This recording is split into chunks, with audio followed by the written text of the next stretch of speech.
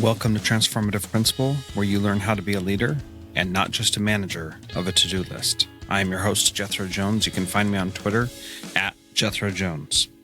Your to-do list is a hungry monster that is never satisfied. For the last year and a half, I've helped principals get awards, get promoted, and find the time to do the work that really matters. I recently opened a new mastermind slot. Schedule a call with me and let's overcome the stressed and isolated principal position together. Go to the show notes for this episode at transformativeprincipal.org and click Schedule a Call with Jethro. Hi, I'm Dan Kreines from the Leader of Learning podcast, a proud member of the Education Podcast Network, just like the show you're listening to right now. The opinions expressed are those of the individual hosts. Make sure to check out all the other great podcasts at edupodcastnetwork.com. And get ready, because the learning begins in 3, 2, 1. Hey, just a couple things real quick. As you listen to this interview with Anthony Kim, I hope that you will take his ideas about how to do education differently and actually apply them with some students by participating in the Conrad Challenge, which is going on right now. Go to conradchallenge.org. If you missed my interview with Nancy Conrad about that, go to transformativeprincipal.org/Nancy Conrad, and you will be able to listen to that. Really powerful stuff, getting kids engaged in doing the actual work and talk about being personalized, which is what Anthony Kim here is all about. So I hope you enjoyed this interview, but want to make sure you were paying attention and had a chance to go back and listen to Nancy Conrad's interview as well, and get some students with you to join the Conrad Challenge. That's at conradchallenge.org. Welcome to Transformative Principal. This is episode 244. For all of the show notes, you can go to transformativeprincipal.org/episode 244. Today, I'm excited to have on the podcast Anthony Kim, who's the founder and CEO of Education Elements, which is a company that my school district has been working with for the last couple of years, and we've had a great experience. And Anthony recently wrote a book called The New School Rules: 6 Vital Practices for Thriving and Responsive Schools. And so I thought it'd be great to get him on the podcast and talk about some of those new rules. And with that, I'd like to say thank you and welcome to Transformative Principal, Anthony. I'm so glad you're here. Yeah, thanks for having me. It was super cool to meet you in person in San Francisco at our Personalized Learning Summit in May. Yes, that was awesome, and that was a great conference. I very much enjoyed it, and I love the way that you've grown that. You talked a little bit about the history of that at the conference and how it started out small, and now it's in this big, huge event with tech tours included. And so that was a pretty cool thing to be able to be in San Francisco and visit. I got to visit one of the companies that helps inspire a lot of the work we do in education. So I'm very excited. Do you want to say anything else about Education Elements and the work you guys do? I think the main thing is we help districts think through and manage implementations of new teaching and learning strategies. It's a pretty intensive consulting effort, and the root of my book, New School Rules, really came from our 7 years of experience doing this and trying to figure out how to integrate some of the practices that we saw in many of the companies that you guys got to visit into education. Part of the reason we do our tech tours is because a lot of times educators don't have a chance to see what kind of the workplace looks like outside of education, and it's just become this really popular activity for everyone that comes to the summit. It's just really hard to fill it's really easy to fill all those spots for the tours because it's just so cool to go to places like Google and Facebook and Square and all the brand name companies.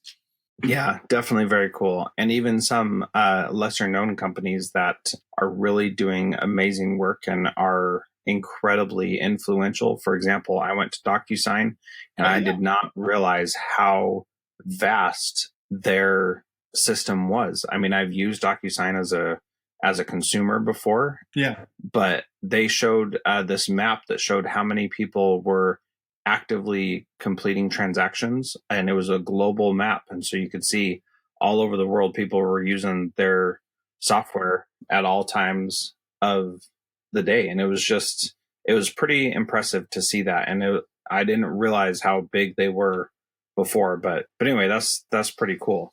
So yeah, I just appreciate that you guys do that. One of the things that I just want to give your company some props for is that a lot of times when you go to some professional development or you have a consulting company, they've got a way that you have to do things. And the thing that I've been the most impressed with in working with Education Elements is you guys have been helping us implement personalized learning. And the thing that I appreciate the most is that you have not said, this is what personalized learning looks like, and this is how you have to do it.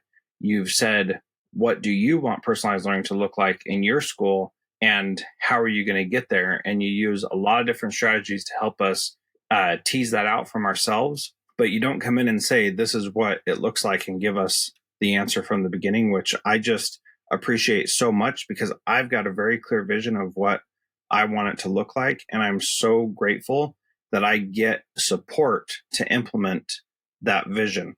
And so I just want to give you some props for that, because I think that's an excellent approach that really is challenging in some ways, but is also very exciting to be able to be trusted as a professional and given the latitude to make good decisions. So I want to say thanks for that. Yeah, I mean, thank you for mentioning that. But, again, it just ties directly to the way we think about the work and even the book, because by the time we kind of think through a way of doing something, put together all the materials, and by the time it gets to you, the conditions that we need to work in might have completely changed.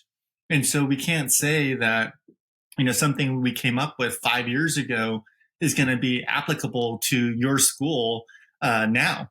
And so, our job has always been to think through what you guys need now based on what's happening around the world and around your community and what you're trying to achieve. And so it's much more responsive to what your school specifically needs. And I think that's just the kind of the DNA of the approach that we've taken. And it's articulated in the book. It's even, the format of a book, we're already kind of thinking about how we could have done things differently, because, we wrote the book literally about over a year ago.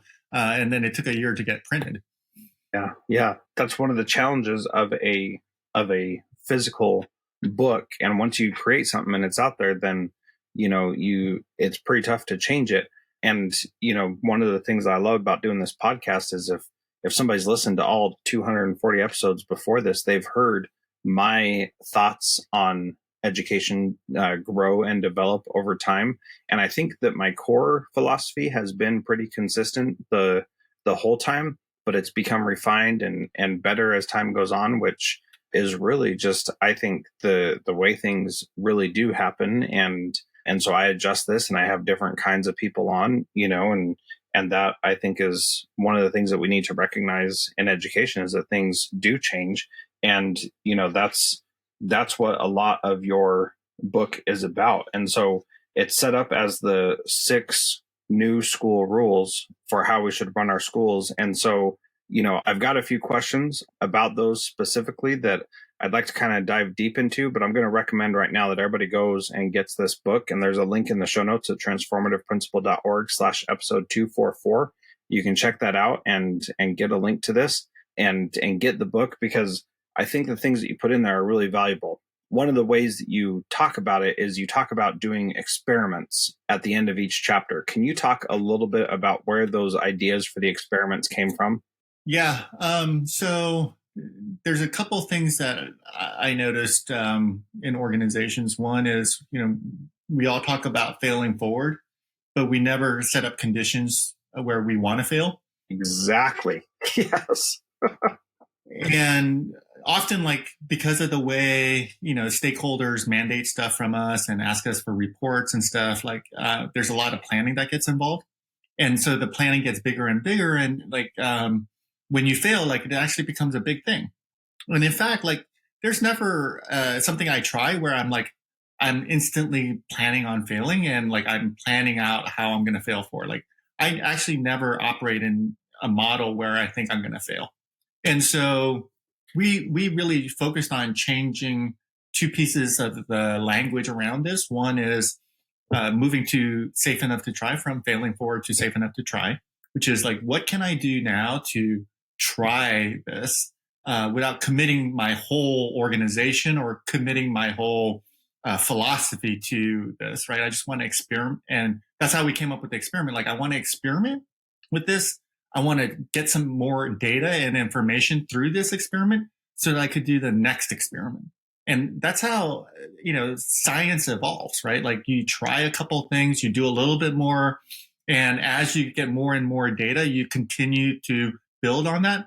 We don't like plan out all of the possible things that are going to happen and then try to execute against that. Because if you look at, medical science or pharmaceutical science, they're constantly testing and testing over and over again different conditions to build upon their learnings from prior tests. And we generally don't do that in education.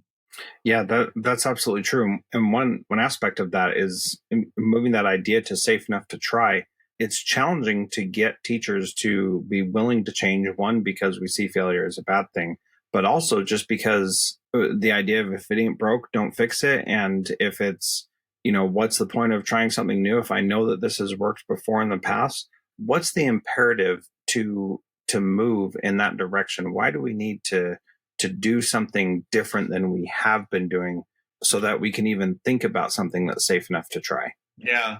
I mean, it's just so obvious to me when you look at things like, or companies like Blockbuster or the BlackBerry or Kodak, right? If we executed the manufacturing of film and cell phones with keypads still, like, we would still be using those types of things in a way that, like, we would miss the opportunity of having like a smartphone, right? And or like something like Netflix where we could watch things on demand. And so doing things that have been successful in the past really well just means that you're preventing some form of evolution. And I think that we're at a really critical state in education right now where a couple things could actually, move us from one kind of milestone in our evolutionary process around how we think about education to the next milestone. The first milestone was, us just having classrooms and school buildings like public schools. And then we had the one classroom school model. And then we got automobiles and we were able to bus. So we got more industrial. And we still have that model when, we've gone to a completely different functional structure in the rest of the world, which is kind of what we call the kind of the networked structure. And there's a lot of similarities. I mean, just there's a buzzword around Bitcoin and blockchain and stuff, but there are a lot of similarities if you kind of map out like how currencies and bartering and, the gold standard and relative currency transactions, and then central banks, and then now something like blockchain, which is like completely transparent general ledger system that's networked across the globe. I think more and more things are moving towards that direction, and education really needs to evolve to get to that next level.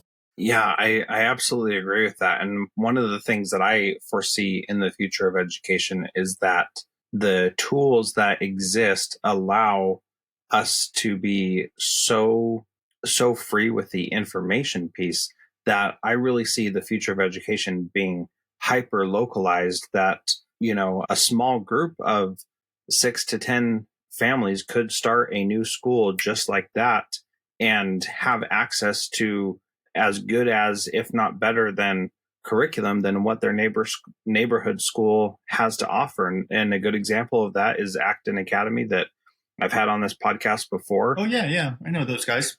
Yeah, that's exactly what they did. And they don't need permission from anybody besides themselves to start this school and make it happen. And, that idea that families can create a network and then create that network among other families all over the world, that can definitely happen. And that's going to really disrupt education when parents decide to opt out of the public school system and start pursuing that kind of a learning opportunity that gives them so much more flexibility and so much more autonomy. I see those kinds of things as, I personally don't see them as threats. I see them as opportunities for us in the public sector to do the same types of things and try to break away from the chains that bind us as they are right now. I think that's really astute of you, right? Because what I see happening, especially in Silicon Valley, and I haven't actually had the opportunity to actually visit one of these places because they're kind of secretive. But some of the really wealthy folks, like people like Elon Musk, apparently started their own schools for their kids. Mm-hmm. And, yeah. And Acton was actually the founder. Jeff Sandifer was a really successful oil magnate trader that started the school primarily for his kids too. And it was about 25 kids that they had in that school. So usually if you look at the way services and products are rolled out into kind of the masses, is things like the car were really only available for really wealthy people for a period of time. And then as it got more efficient and easier to create things like the automobile or other services, they were made available for everyday people. And when you think about some of the things that are happening around workplace, like organizations like WeWorks, where you could go to any city now and there's office space that you could use and share amongst many people. And WeWork recently just purchased an organization called Mission U to start offering education courses in their facilities. You could imagine how eventually something like that would lead to a part of an office or a part of a building being opened up to someone that wanted to start a school, and there being a mass network of schools that get created, and maybe even teachers being video conferenced across the country at multiple schools, sites that are really small, like the one you described.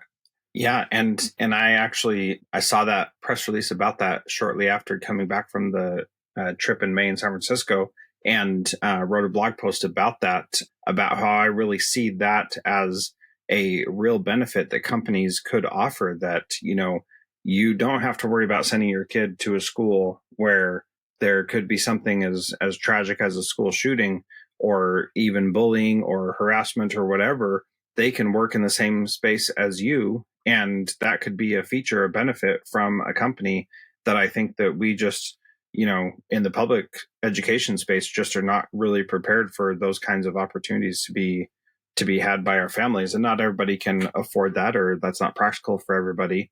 But the idea that those things exist creates an imperative for us to start redesigning how we do things to make our kids as successful and have as many opportunities as anybody else. And, that's one thing. We're supposed to be talking about your book, but we keep dancing around it.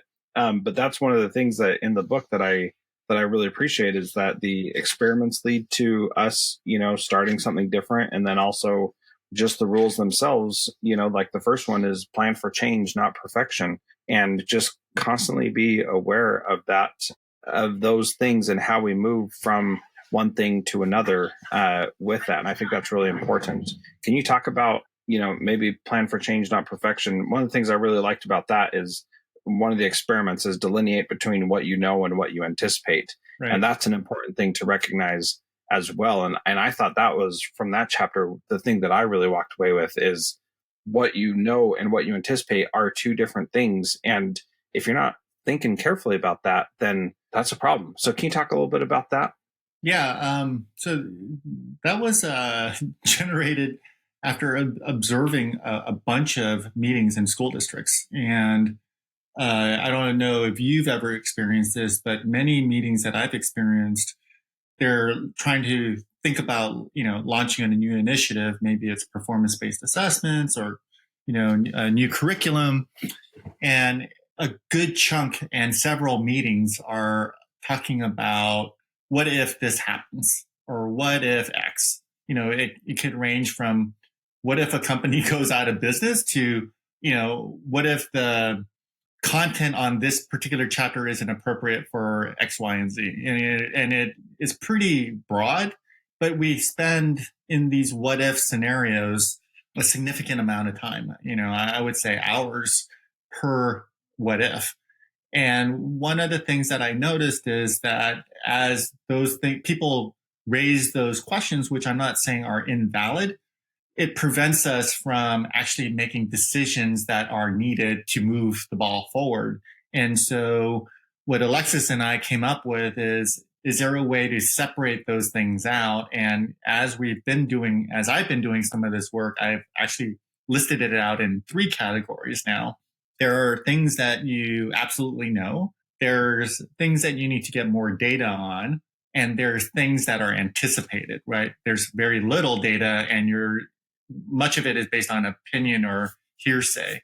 And so what we recommend is the things that and if you could organize it this way, you could make quite a few decisions, maybe 25% of the decisions you need to make right away and get alignment. And then put those aside. And then you have things that you need to collect more data on. And those you might need to go talk to some other folks or do a little more research. And someone should be just assigned to that, getting that information, bringing back to the group. And that's very actionable after a meeting. And then the things that you anticipate, one twist that we have in our book is we ask the person that is raising that question to be the person that provides the evidence for what they're anticipating, as opposed to asking the person that is the project manager of this work, which is usually what happens. In a typical board meeting, for example, you might hear a board member say, well, what if this happens? Like, where's the research around this? And somebody's, scrambles to go get that research the next board meeting and comes back with a report. And then they go, what if this happens? And then you scramble. So all we're saying is it's great to bring those issues up. But if you're the person bringing it up, please provide the evidence, because I'm not the one like raising that issue, and don't put kind of the workload on me, because that could be indefinite. And so if you feel that it's really important, go bring the evidence and we'll use that as part of our decision-making process. Yeah. And that is so powerful, because that is a rhetorical strategy that teachers, board members, principals, anybody who's resistant to change, that is a good way to stall any change effort. You just say, well, what if this happens? And then nobody knows what would happen if that happens. And so then everybody's like, oh, well, we can't move forward till we know the answer to that. And that's what I love about this approach is if you list the things that you anticipate, you can put that over there and you can say, okay, when this happens, or if this happens, this is a way that we could respond to it, rather than let's just stop everything until we have that specific answer. And right. And that is just, it's so easy to derail all kinds of plans without doing that. And what you provide is a way to avoid that challenge and make sure that you get to the work that you need to actually be doing, and you actually have movement and momentum. I thought that was a great example. Yeah, thanks. So I do a mastermind, and I bought the copies of the books at the conference for you and Alexis to sign for my mastermind. And one of the things that they brought up that was awesome was the meeting agenda, and how you've kind of turned that on its head, and how you don't start the meeting with an agenda, but you make the agenda when you get there. Can you talk about when that is appropriate and how you would do that in a school? Yeah. So there are a couple things that, you have to think about. Like, one is, the example I give is, let's say you have a meeting with 10 people. And if I gave everybody a blank piece of paper on that, in that meeting, and said, okay, we're going to start playing a game, draw the game on the piece of paper, and everybody would draw actually very different games, from tic-tac-toe to hangman to trivia to whatever, get Pictionary. And so what we noticed is, because we think we all know what we're doing when we get into a meeting, yet everyone functions very differently because they're all playing different games. And so one of the things that we're trying to do is have the meeting kind of leader say, well, I'm going to give you a piece of paper, but there's going to be a tic-tac-toe board. So now everybody knows we're playing tic-tac-toe and we just play. And as we get better and better at this, I'm going to be able to throw out a checkerboard and you're going to know to play checkers. And if I put chess pieces out there, you know how to convert those from checkers to chess. So instead of us trying to figure out how we're working together, we already know the game rules, right? The rules of the game in order to engage in a meeting. And so we believe that like a way to increase engagement is to know what game you're playing, because often you're waiting for your game to start because you have an agenda item that is completely different than what's being discussed. And so I have no idea how long that's going to take. You know, especially these really long meetings, like the 2-3 hour meetings, you're just sitting there wondering, like after an hour and a half, like if you're going to get to your agenda or not. And these people have been just arguing about what game they've been playing. It's super frustrating. So the meeting protocol is designed to articulate what game you're playing, who's going when, how long they have, how to get everyone to contribute and have a role in that meeting game.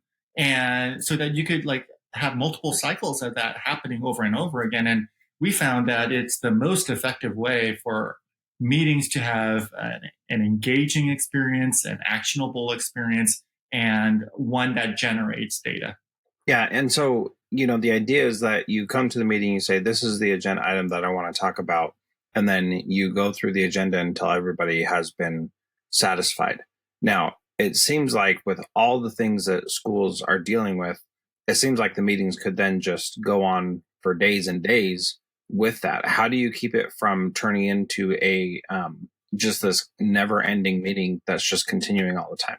Yeah, great question. So there are a couple things. One is generally when people raise an agenda item, often like they actually don't know how to construct the problem of practice. And it's really essential for everybody to know how to construct a problem of practice in a consistent way, so that when that problem gets presented, everyone has like most of the data that they need in order to contribute or provide feedback. And so like one of the protocol items would be like, how do we construct, we call it a proposal in the book, but it's really a problem of practice or a case study where we say like, I have this problem. Here are the facts. Here's the information you think you need. Here are the participants. Here's kind of what happened.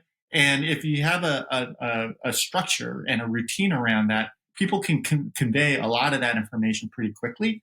And then if you had a routine around how feedback or inquiry happens, like kind of like a Socratic method or inquiry-based questioning, you could actually control how much information is actually put on the table so that like a decision could be made actually probably in a 10 to 15 minute period is my guess for something fairly complicated. And if you think about some of the teacher practices after like reading a passage or something that you might see in an ELA course, like we're actually describing some of the common teaching practices that you see like in Socratic method or inquiry-based learning. Yeah. So could you break that down in a real example of something that we could be talking about? I can give you a couple of ideas if you want, or you can pull something that you're already thinking of. Yeah. I mean, if you have an idea, sure. Or something that's pertinent to you, that would be great. Okay, great, good. Those are my favorite, but sometimes they're a little more challenging because I have all the information and you don't. So that's all right. So one of the things that we're talking about at my school right now is the idea of inclusion, and that all students deserve an education, and we shouldn't be segregating or excluding students just because they happen to not do well on some IQ test or whatever. And so then they get labeled as special ed, when the reality is that they're probably perfectly capable. So we need to talk about how we get other teachers to understand that and agree to that and want those students in their general ed classes when they haven't had that experience before. And so that's going to be something that our special ed teacher wants to talk about at a staff meeting. What process would we go through to to do the meeting agenda like you're talking about and bring that proposal forward? Great. So as the kind of the meeting leader, right? The first thing I would try to figure out with this person is this a brainstorming? Like, are we brainstorming and trying to come up with ideas? Do you have an actual proposal, like something you want to do that you're wanting approval for? Or is there a decision you need somebody in the meeting to make? Yes. So what I love about what you just did there, Anthony, is you really clarified what it is that we're trying to do, which is so important. So do we just need to talk about this? Do we need to brainstorm? Do we need to have ideas for how to actually implement it? So in my mind, this is already a decision that has been made. So now it's at the brainstorming solutions and opportunities for teachers stage. Does that make sense? Yeah, absolutely. So that means that, like, for like just going back to the game analogy, you're not playing hangman, but you are maybe starting to play, Pictionary, and you still need to play tic tac toe. Right. Okay. And so, like hangman, like we're not trying to make any more decisions. Like everybody knows, like that protocol is not happening. Brainstorming, you could have a brainstorming protocol where there's a way to do brainstorming, right, through sticky notes or through problems, case studies, problems of practice, doing research. Like there's a lot of ways you could execute brainstorming, but you don't make it into a decision making. Like you don't commingle brainstorming with decision making or proposal generation. Okay, and so then we clearly state that at the beginning of the meeting and say this is a brainstorming because this decision's already been made. And so then how do you deal when people say, well, I don't think that's a good decision. I think we should do this instead, that we should still have pull out special ed classes or whatever objection they may raise. How do you keep that then on track? Yeah. And do you need to when you clearly state it at the beginning? Yeah. So sometimes like that pushback might be coming because people don't know exactly like who has kind of the ownership or the role to make that decision. So if that was clear, then the decision was made. There's somebody that's accountable for that decision. That's fine. Another way to approach it is after the brainstorming session, as we kind of think about all the possible solutions, let's see if it meets all of the conditions that we used in the decision. So you might say, well, yeah, like through our brainstorming process, tier 1 and 2 students, like inclusion makes sense, but maybe for tier 3, like it doesn't meet all of the things that we thought about, and through the brainstorming that really came out. Okay, that makes sense. The issue I think people have is when a decision gets made, it doesn't mean that like it's bad to change or adapt or evolve the decision you made or improve it. Exactly. Yes, and that piece there, going back to the first school rule, plan for change, that there is really vital to making everything else work. And so if you say we're going to do whatever initiative and that's all we're going to focus on and that's all there is to it, and you're not ready to adapt and change as time goes on, then you're going to be struggling no matter what. And because you have to be able to be flexible, you have to adapt to change and all that stuff. And that's something that, in my school, the thing that I tell my teachers regularly is, whatever. So before I came to my school, there were talks of my school closing, and people would come to me with this concern. And I would say, look, whether we close or not is immaterial to me, because the school that is going to be here in 2 years is either going to be closed and not here at all, or it's going to be so different that there's no way anybody can say that that's the exact same school that it was. We're going to change so much, and we're going to push so hard to do the best things, and we're going to examine everything. That's just the nature of the beast now. And we don't need to be afraid of that. We can examine everything. We can look at it. Just because we make a decision today doesn't mean that we can't make a different decision tomorrow, because with more information, that decision's better than our original decision. And to me, that seems really easy. But why is that something that's so challenging for other people to come to grips with? Yeah, because often that leads to ambiguity, and most people aren't trained to work in ambiguous environments. So I think if you think about the difference between someone that's a leader versus somebody on the line, people that are on the line don't operate with a lot of ambiguity, and usually leaders are constantly working in ambiguity. So the shift that you're struggling with is how to make all your teachers become leaders. Yeah. And once they realize that they're working in a world that is pretty ambiguous and it's not, they don't know exactly what they need to do 175 days from now. That's where they get uncertainty. And once you start getting uncertainty, you start losing confidence that you're doing a good job.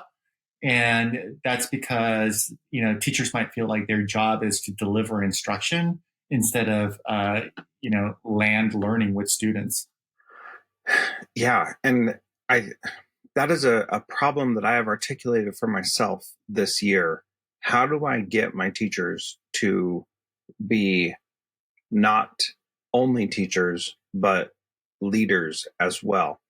And the way that you said that really made an impact on me, that leaders live in ambiguity while teachers do not. And that I don't have my thoughts resolved around that just yet, but there's a lot of power there, that many of the conflicts and problems that we face are when we get into ambiguous situations, which as a principal, nearly everything that I do is ambiguous. And as a teacher, it's not. You're delivering instruction, you're going through the motions day to day, and there's very little ambiguity. You've got a syllabus and policies and things like that, so everything's pretty clear cut. So I have the seedling of a question in my mind, and I'm not sure quite where to go with that, but you've really helped me see something that I've been struggling with for quite some time. So thank you. Do you have any other words of wisdom about that? Yeah, no, absolutely. I think one of the things that I think about is, let's just take Starbucks, for example, right? Starbucks has a latte, and there's a structure for that. Corporate comes out with what that looks like, and they provide all of the tools and resources and materials to a store. But when a customer walks in, that barista figures out in a dialogue with the customer what that customer wants, because that customer wants a latte, but with a shot of vanilla, extra hot, with almond milk instead, and they customize it, and the barista problem solves the needs of this particular customer. Imagine a different experience, which is a customer comes in, Starbucks has to create a latte, and they order a latte, and the customer asks for a couple of things, and they're like, nope, this is the only thing I can do. Even though I may or may not have some of the tools to do it, I can't do it because we're told to actually deliver, a venti latte that looks just like this. And so I think we have to shift, and this notion of providing teachers with autonomy is kind of talking about this, which is what can they be autonomous for, and what shouldn't they be autonomous for. There is a point where a latte isn't the latte anymore, but there's also this need that as students are coming in, the teachers should be motivated and driven to problem solve the needs of each child. And that's what we are trying to get to with your district with personalized learning. Is how do we make teachers problem solvers of student learning, not the deliverers of instruction? Yeah, and the challenge that I have with that, Anthony, is that even with the model of deliverers of instruction, the kids' needs are still not being met, even with that old model, which teachers cling to and say, I have to teach this curriculum because the district adopted it or whatever. And right, even with that, even with those standards, you look at the test scores, and there are large numbers of kids who still, even with us saying we're doing that, it's still not working for them. And that's the part for me where it's it's not working. You can see that it's not working, but customizing it for the student is still not happening. And for me, that just doesn't make sense in my mind, how we can still be going through those motions and know that they're not working. Yeah. I mean, we talk about that a little bit in the book too. It's just like every organization is getting the results they currently get. And, unless you change the way you do things, right? Yes. So, what we've seen in education for such a long time is, there's a school with third grade math, they're not getting results. So they say, well, this curriculum isn't great, so we're going to buy a new curriculum. And they take 2 years to implement it and a lot of hours. And it still doesn't provide the results because they haven't changed the way they work. And so I think we're trying to figure out, like, what are the things a school needs to change in terms of how they work, not the things that they purchase and buy to implement. Because whether you buy a book from Houghton Mifflin or McGraw-Hill, like, I don't think it's going to move the needle by a substantial amount. Yeah, I absolutely agree.